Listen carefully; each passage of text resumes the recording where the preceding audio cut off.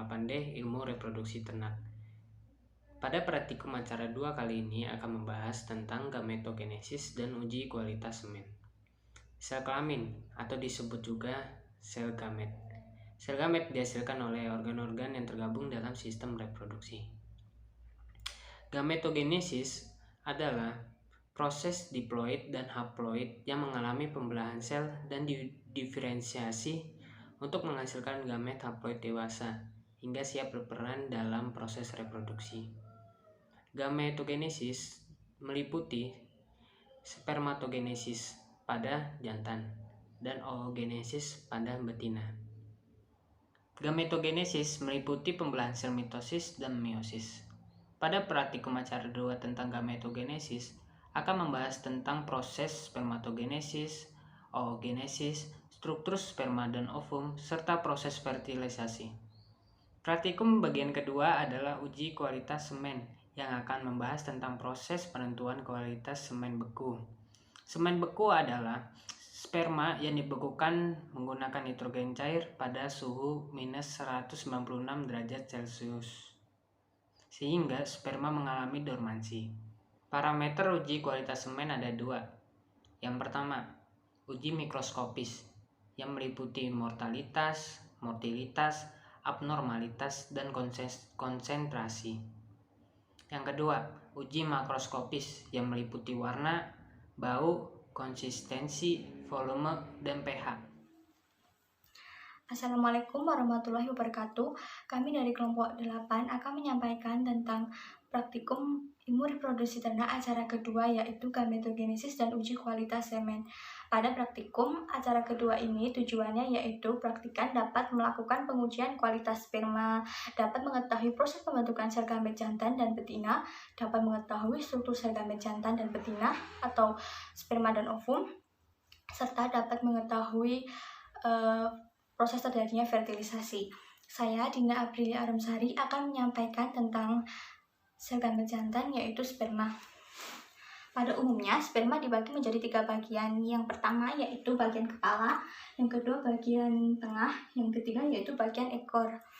Pada bagian kepala terdapat akrosom. Akrosom ini merupakan selubung tebal atau tudung sperma. Fungsi dari akrosom yaitu untuk menghasilkan enzim hyaluronidase dan enzim akrosin. Kedua enzim tersebut berfungsi saat terjadinya penerobosan sel gamet betina atau ovum.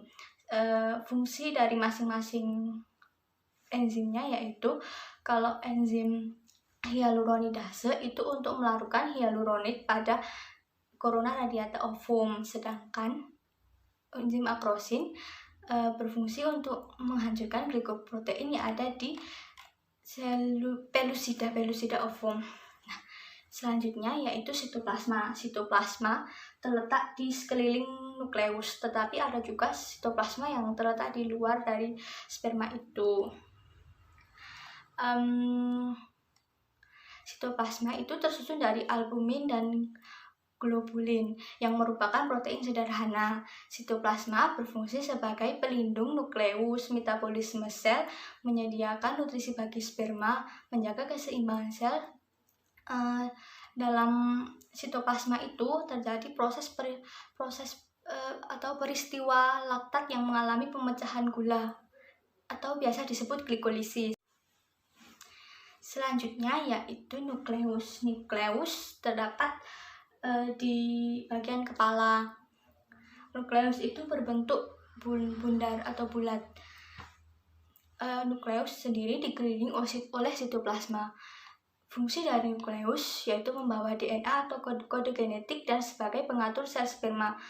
Kode genetik yang dibawa oleh nukleus itu digunakan untuk menurunkan karakteristik pada individu baru atau pada anakan gitu.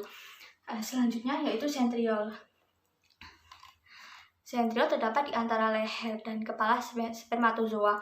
Sentriol berbentuk seperti silinder kecil.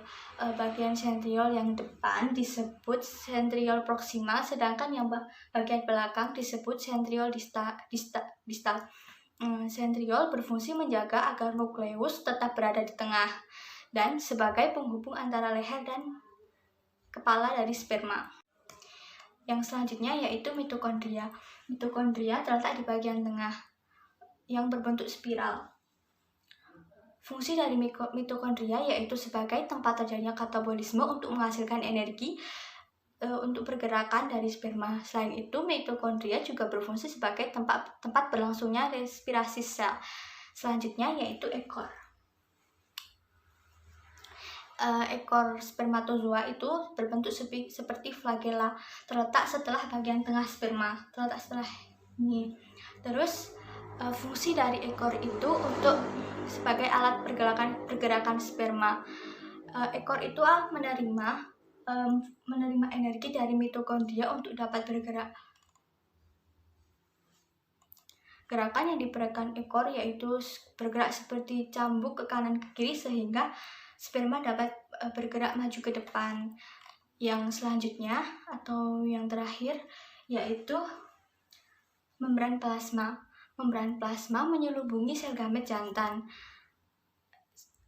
Membran plasma berfungsi untuk melindungi sel sperma, sehingga apabila membran plasma yang mengalami kerusakan, maka metabolisme di dalam spermatozoa akan terganggu dan akan menyebabkan produksi ATP oleh mitokondria sebagai sumber energi akan berkurang. Om kelewatan Om. Halo guys, Assalamualaikum warahmatullahi wabarakatuh. Kembali lagi bersama saya Gulam Abid Abiyu pada acara praktikum ilmu reproduksi ternak, acara kedua yang membahas tentang gametogenesis dan uji kualitas semen. Ya, pada kesempatan kali ini saya diberi tanggung jawab untuk mempresentasikan tentang gametogenesis, yaitu tentang sel gamet pada hewan betina. Yuk langsung saja. Oh ya, kenapa di sini ada jam? Ya mungkin walaupun mati ya jamnya ya nggak apa-apa lah. Anggap aja udah hidup gitu kan. Ya itu mengingatkan kepada kita senantiasa untuk memaksimalkan waktu, jangan buang-buang. Tapi rebahan juga boleh. Dikit-dikit ya, tipis-tipis. Yuk, cekidot. Ya maaf sebelumnya saya memakai kacamata. Ya lupakan. Ya di sini saya akan menjelaskan bagian-bagian tentang sel telur. Bagian terluar dari sel telur adalah corona radiata. Corona radiata ini tersusun dari sel granulosa atau biasa disebut dengan cumulus ooporus. Sel granulosa ini merupakan sel darah putih yang di dalam sitoplasmanya terdapat granula-granula. Ya, saya akan di sini menjelaskan fungsi dari corona radiata.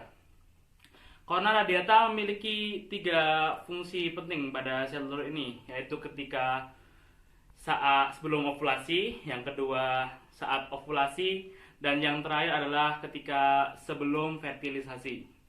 Ya, pertama yaitu sebelum ovulasi. Sebelum ovulasi ini, corona radiata berperan sebagai tempat transportasi nutrisi untuk sel telur. Yang kedua, saat ovulasi. Saat ovulasi, corona radiata berperan sebagai selayaknya pembungkus gelembung untuk melindungi oosit sekunder berjalan melalui tuba Fallopi. Yang terakhir yaitu saat sebelum fertilisasi. Corona radiata terdapat senyawa yang dinamakan hyaluronid. Nah, senyawa ini dapat larut oleh enzim hyaluronidase. Ya, hyaluronidase ini akan dikeluarkan nantinya oleh sperma untuk menembus corona radiata ini. Nah, menuju ke pembahasan selanjutnya, kita akan membahas tentang zona pellucida. Zona pellucida merupakan lapisan yang berbasis glikoprotein yang meliputi lapisan terluar dari membran vitelin. Nah, zona pellucida ini dibagi menjadi 3 bagian lagi, yaitu ZP1, ZP2, dan ZP3. Nah, 3 bagian ini memiliki fungsinya masing-masing. Ya, kita mulai dari ZP1. ZP1 berperan sebagai penghubung antara ZP2 dengan ZP3. Nah, pada ZP2 terjadi blokade sperma yang nantinya akan menyebabkan hanya ada 1 sperma yang dapat masuk. Nah, blokade ini dapat terjadi dikarenakan adanya sinyal yang didapat ZP2 dari membran vitelin dan ZP3. Ya, selanjutnya kita menuju ke membran vitelin. Membran vitelin adalah lapisan tipis yang membungkus kuning telur, memiliki sifat elastis dan tipis. Nah, membran vitalin ini memiliki fungsi untuk memisahkan kepala dan ekor sperma. Fungsi lain dari membran vitalin adalah difusi dan pengangkutan aktif. Di dalam membran vitalin ini terjadi proses yang dinamakan vitalin block atau reaksi ketika sperma memasuki perivitalin untuk pertama kalinya. Nah, ketika sperma berhasil masuk ke dalam membran vitalin ini, sperma akan meninggalkan plasma dan melebur bersama membran vitalin untuk menuju ke sitoplasma. Ya, kita menuju ke sitoplasma. Sitoplasma atau ooplasma adalah bagian sel yang terbungkus oleh membran ovum. Di dalam sitoplasma ini terdapat bahan-bahan yang dapat membentuk individu baru seperti protein, ribosom, tRNA, mRNA, dan bahan-bahan lainnya. Nah, sitoplasma ini berperan untuk transportasi zat dan juga menjaga integritas sel. Ya kan, kita sudah sampai ke akhir pembahasan, yaitu kita akan membahas tentang nukleus. Nukleus atau biasa disebut dengan intisari adalah salah satu bagian utama bagi sel. Nah, nukleus ini merupakan organel yang hampir ditemukan pada setiap organisme eukariotik.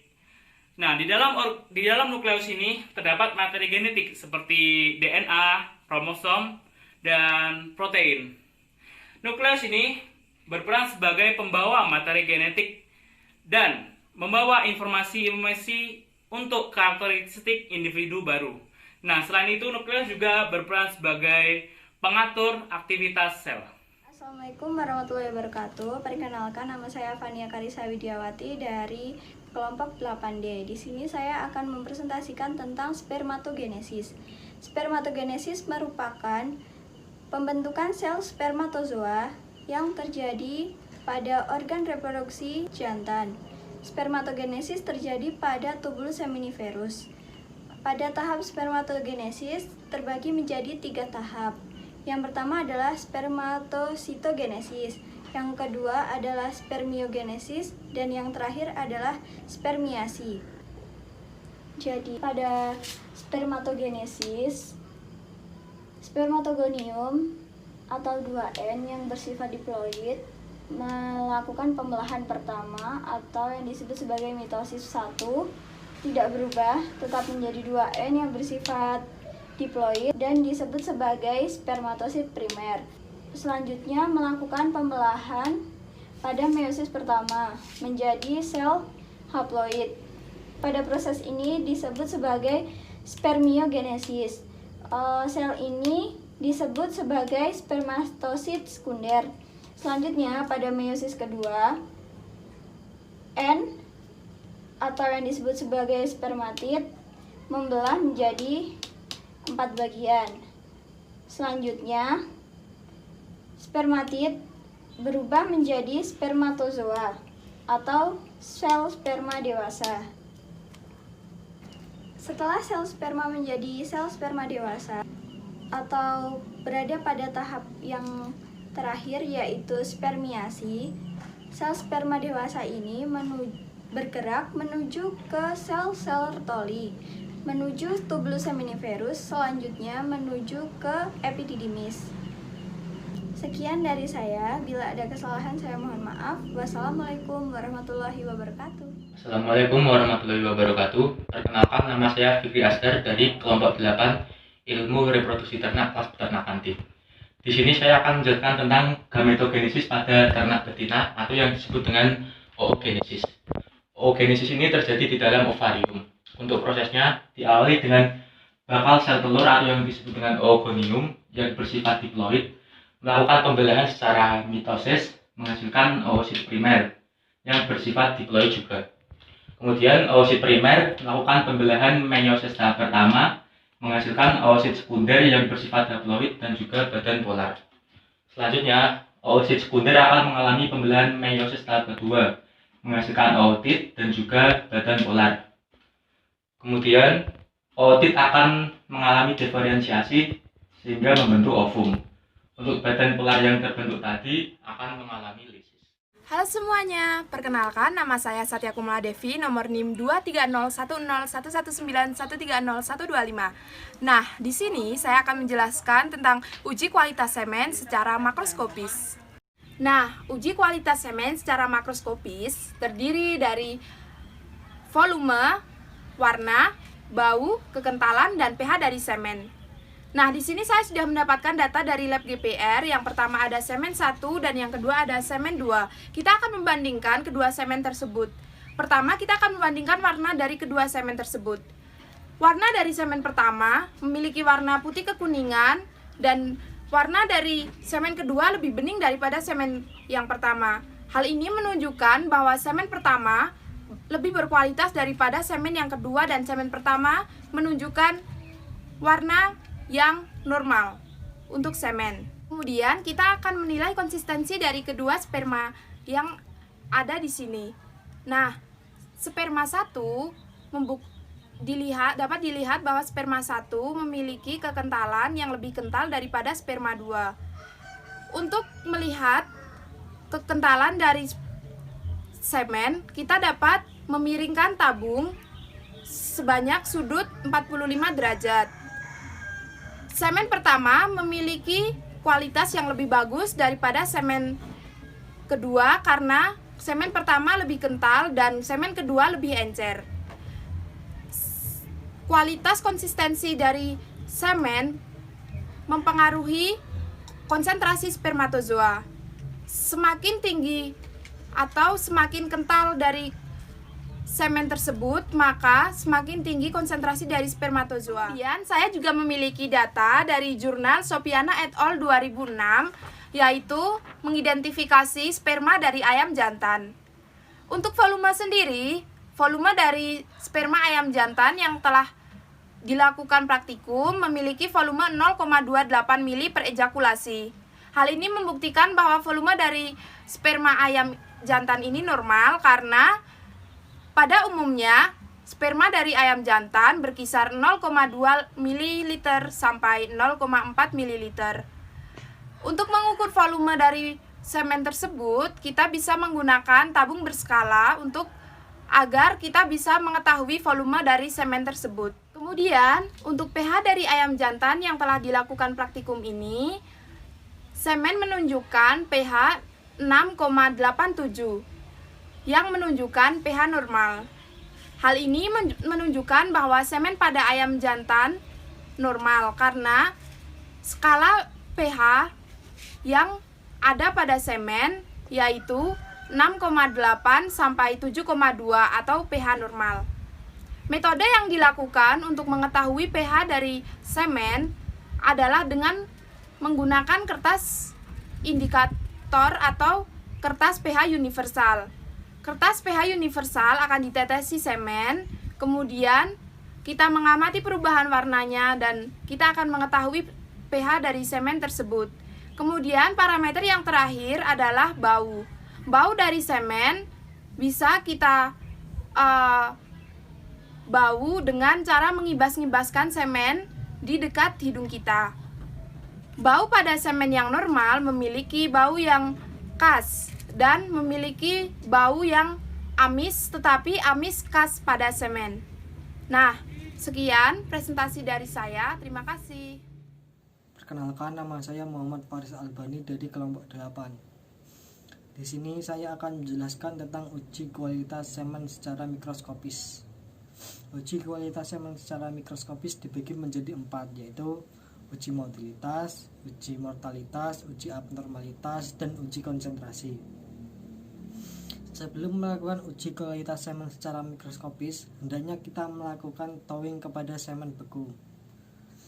Thawing yaitu proses mengencerkan semen beku menggunakan suhu 37 derajat Celcius.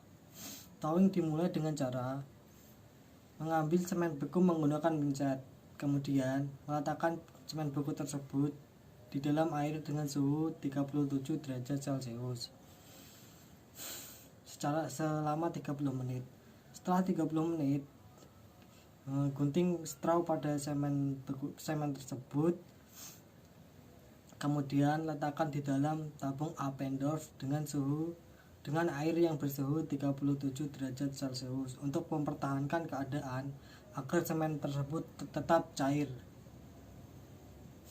Pertama-tama yang akan kita lakukan adalah uji motilitas. Uji motilitas merupakan pengujian kemampuan gerak sperma pada semen menggunakan mikroskop. Pengujian motilitas dapat dilakukan menggunakan dua cara, yaitu pengujian motilitas massa dan juga pengujian motilitas individu. Untuk bahan yang digunakan dalam pengujian motilitas massa yaitu termometer, beker gas, tisu, semen beku, air hangat, gunting, tabung Appendorf, pipet, kaca objek, dan juga mikroskop. Sedangkan bahan yang digunakan dalam pengujian motilitas individu yaitu semen beku, pipet, kaca objek, spuit, NaCl, beker glass, dan juga mikroskop. Cara pengujian motilitas yaitu diawali dengan mengambil kaca objek, kemudian ambil semen menggunakan pipet tetes dan letakkan di atas kaca objek. Setelah itu, ambil NaCl menggunakan spuit dan teteskan 1 tetes NaCl ke kaca objek. Kemudian tutup kaca objek tersebut dan amati dengan mikroskop. Untuk perbesarannya yaitu 400 kali. Berikut adalah hasil pengujian motilitas individu pada suatu sperma.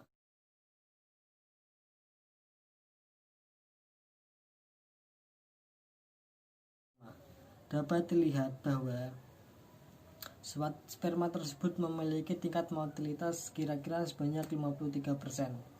Hal ini menyatakan bahwa sperma tersebut kurang normal karena kadar motilitas sperma yang normal itu antara 60-80%. Ketidaknormalan sperma tersebut dapat disebabkan oleh umur hewan yang kurang, sperma yang belum mencapai tingkat kematangan, dan juga kurangnya kualitas plasma pada sperma tersebut. Untuk uji selanjutnya yaitu uji motilitas sperma. Uji motilitas merupakan uji untuk mengukur tingkat kematian pada suatu sperma. Untuk selanjutnya adalah uji motilitas sperma pada suatu semen. Uji motilitas sperma merupakan pengujian untuk mengukur tingkat kematian suatu sperma pada semen. Kematian sperma dapat disebabkan oleh membran plasma yang rusak, yang dapat mempengaruhi fungsi fisiologis dan metabolisme sperma, sehingga menyebabkan sperma tersebut mati. Membran plasma yang mengalami kerusakan tadi akan dimasuki oleh sel oosit. Akan dimasuki oleh oosit, sehingga menyebabkan kepala pada sperma tersebut menjadi merah. Untuk alat dan bahan yang akan kita gunakan yaitu semen beku yang sudah ditowing, kemudian pipet, objek gas, eosin 0,2%, pipet untuk eosin, bunsen, korek, mikroskop, dan hand counter. Untuk cara pengujiannya yaitu letakkan 3 kaca objek gas pada tangan, kemudian teteskan semen beku yang sudah ditowing sebanyak 1 tetes di objek gas pertama.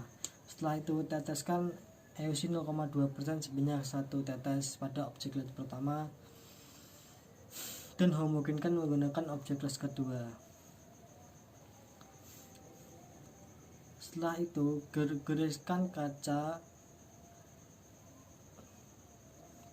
goreskan ke kaca objek ketiga setipis mungkin. Kemudian nyalakan bunsen dan fiksasikan kaca objek ketiga tersebut. Setelah itu amati di bawah mikroskop dengan perbesaran 400 kali. Berikut ini adalah contoh hasil pengujian mortalitas pada suatu semen.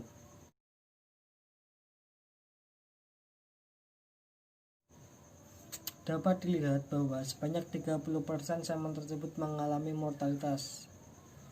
Hal ini menunjukkan mortalitas pada semen tersebut normal. karena tingkat mortalitas yang normal yaitu sebanyak 25 hingga 40%. Berikut adalah faktor-faktor yang menyebabkan mortalitas, antara lain lama penampungan semen, proses sejak semen ditampung hingga penelitian mikroskopis, dan juga suhu lingkungan saat semen disimpan. Selanjutnya adalah uji abnormalitas sperma pada suatu semen. Uji abnormalitas ini mirip dengan uji mortalitas pada semen. Bedanya pada uji abnormalitas itu kita menguji tingkat keabnormalan semen atau tidak normalnya sperma pada semen. Sperma yang tidak normal itu contohnya tidak memiliki ekor, kepala bercabang, kepala bulat, terus ekor bercabang, dan lain-lain. Berikut adalah contoh hasil pengujian abnormalitas sperma pada suatu semen.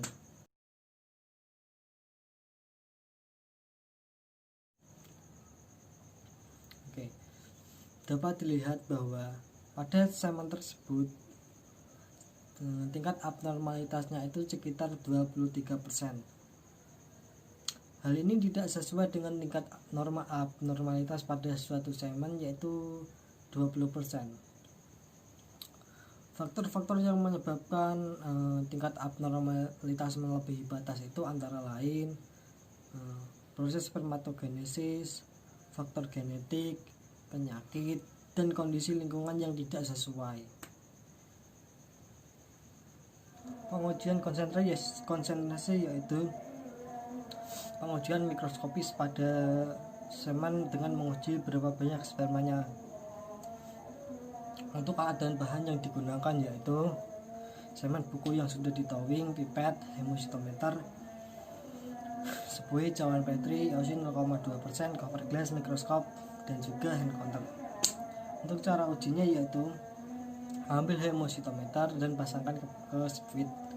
Setelah itu ambil semen, kemudian ditarik ke garis 0,5. Kemudian ambil eosin dan tarik ke titik 101. Selanjutnya kedua bagian tersebut ditutup dengan jari dan dimungkinkan selama 2-3 menit. Setelah selesai, kemudian kita amati dengan mikroskop dengan perbesaran 400 kali.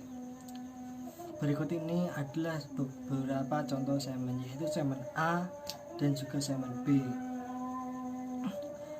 Pada semen A ini memiliki tingkat kekentalan yang tinggi, sedangkan pada semen B ini tingkat kekentalannya rendah.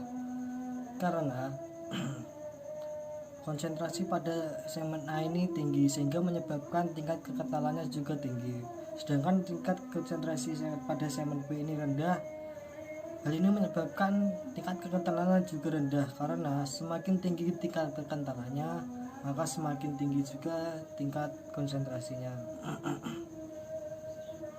Hal ini dapat kita simpulkan bahwa pada semen A ini memiliki tingkat konsentrasi yang lebih baik daripada semen B. Sedangkan untuk tingkat konsentrasi yang normal yaitu berkisar antara 1000 juta sampai 2000 juta mililiter sperma pada suatu semen. Terima kasih.